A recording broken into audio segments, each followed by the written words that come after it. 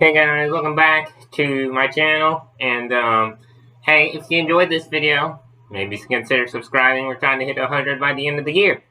But now that that shilling is out of the way, let's get into the video. Was Season 17 of Fortnite good?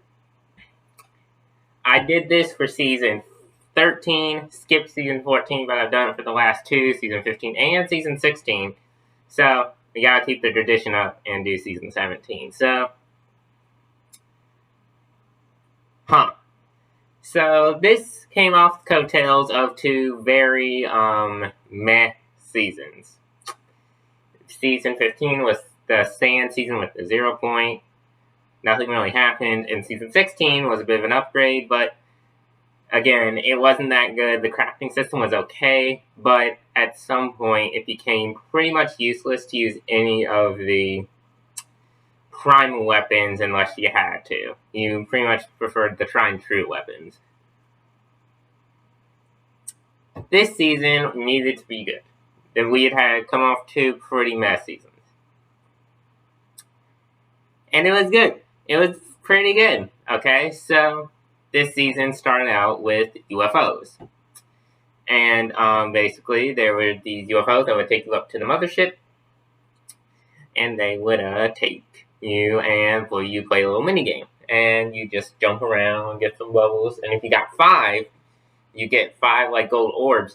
If you got 5 of them, you would get, gold weapons. And then 4 purple and etc.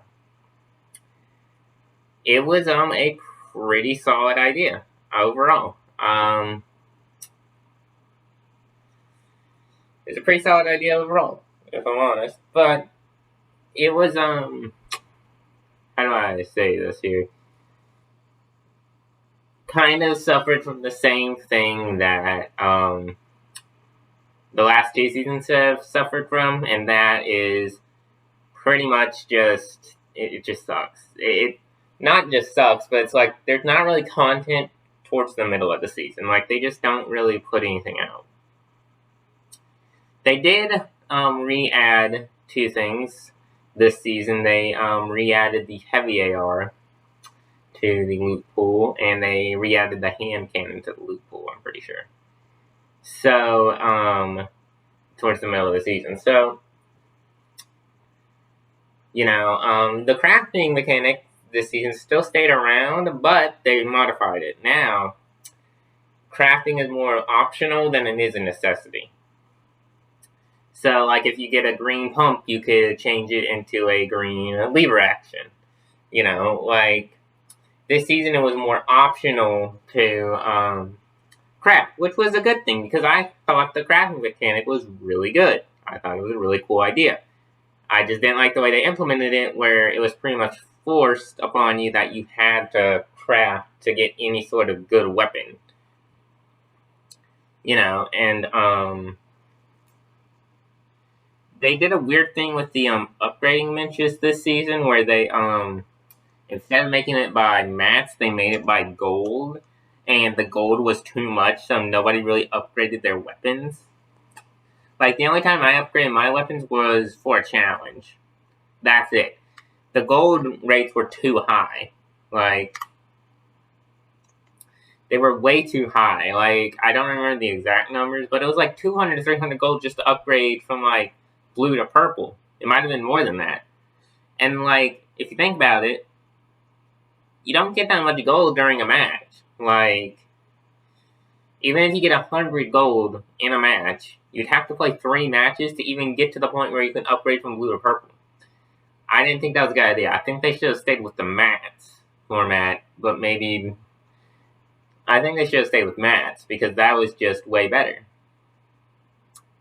And, it was just way better, because, like, I felt like, okay, I'm making a trade-off here. I'm losing some of my mats, but I get a better weapon.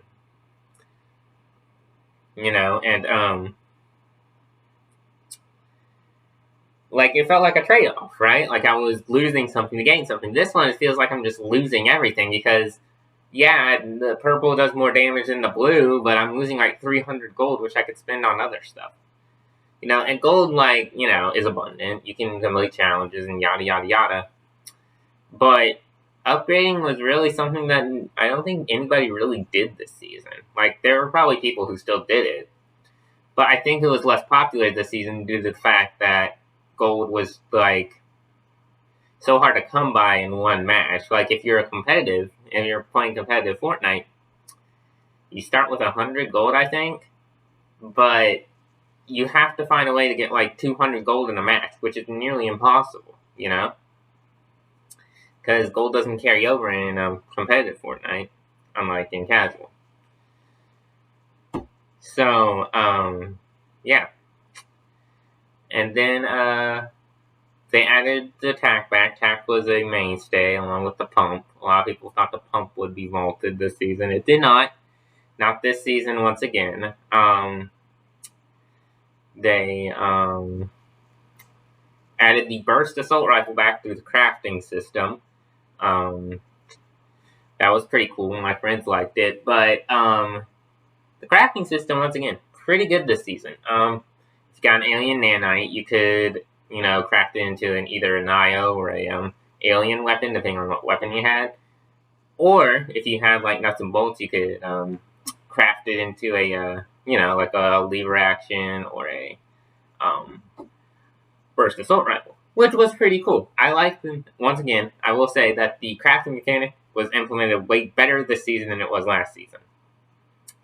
As for the content this season, there was a new battle pass.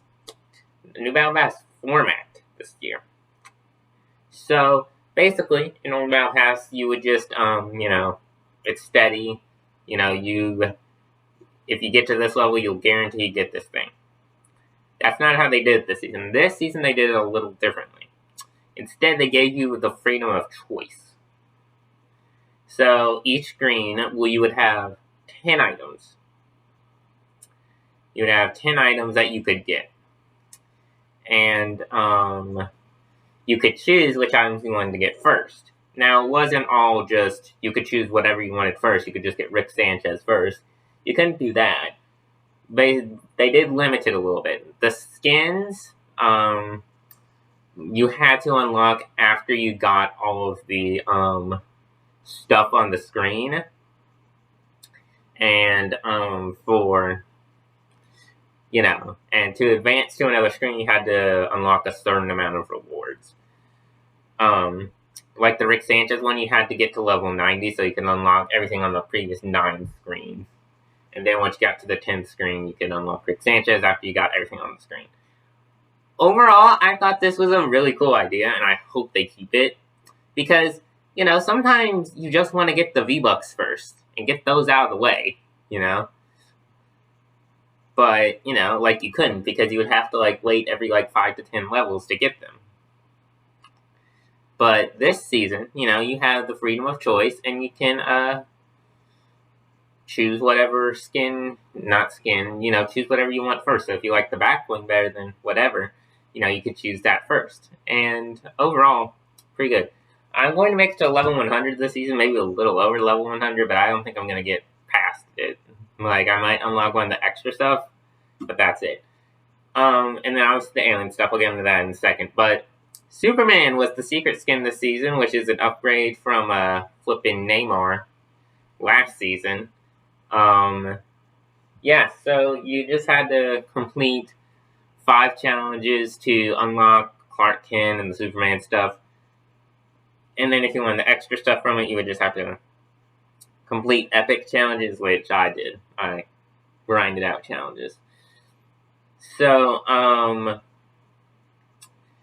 then we obviously have the alien. So, this has been tested before. There was the Maya, in Season 12, and then there was the Umbrella in Season 13 with customizable stuff. So they go at it again, but this time it's not permanent. You can choose however you want your alien to look, but there's a twist. You have to get alien capsules, whatever they're called. And you have to get them to unlock certain parts of the skin. I didn't get all of them. I got what I wanted and left, And I think there are people who definitely got everything for their alien. I know a friend who did. But, it's really cool because now it's not like permanent, oh, I can't go back and change my Mida. Oh, can't go back and change my umbrella. Now you can customize it however you want it to be customized and just be happy. And I thought that was a really cool idea this season. So overall, a lot of good ideas this season, and a lot of them, funnily enough, implemented pretty well. One of the things that were a bit of a downside this season were UFOs. UFOs were just kind of annoying at points, especially if you had someone driving them, because all they had to do was shoot their little beam, and you would just get launched. It was super annoying sometimes to deal with. Overall, they weren't overpowered, I wouldn't say, but they were just more annoying to deal with, especially early game. Like late game, if you're fighting a UFO, you win that fight. But like early game, you lose that fight to a UFO, which kind of sucks. But and also the times where the aliens kind of like inhabited a certain part of the map. Like the purple thing on the map where they'd be like inhabiting Pleasant Park was also somewhat annoying. But you would get free, ray gun, free UFO. It was whatever. And overall, if I had to give my final thoughts on this season right here, it was good. It was a really good season. It was a good bounce back season. Obviously, we're not at the end of the season yet. We still have the event that's coming up on Sunday. But obviously I wanted to get this out before Sunday because, that. And I doubt anything really major is going to happen over the next, how many days here? Over the next 3 days, that's really going to change my opinion on the season. I'll probably include the event with next season or whatever, but I'll talk about it next season. But yeah, it's gonna be the last time. The last time we had a live event was season 2's end event where the whole island flooded. Since then, we had the season 5 and the season 6 event, but that wasn't a live event. It was an event that the first time you logged on into the game, you would see the event. You wouldn't like see it, like live with everybody.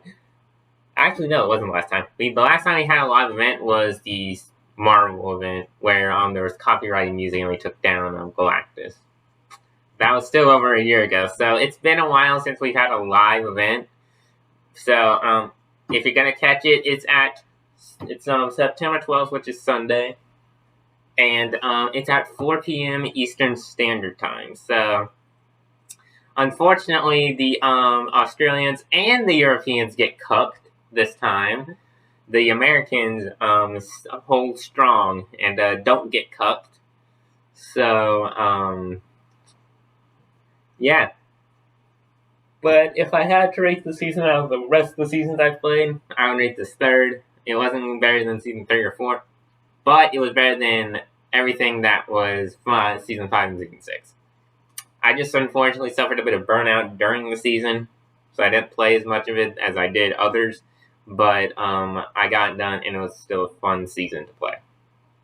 But what are your thoughts on it? You can leave them in the comments below. You can leave your event predictions. You can do whatever you want in the comment section. So, thank you all for watching. Like, comment, and subscribe. We're trying to hit 100 subs by the end of the year. The camera is off, and goodbye.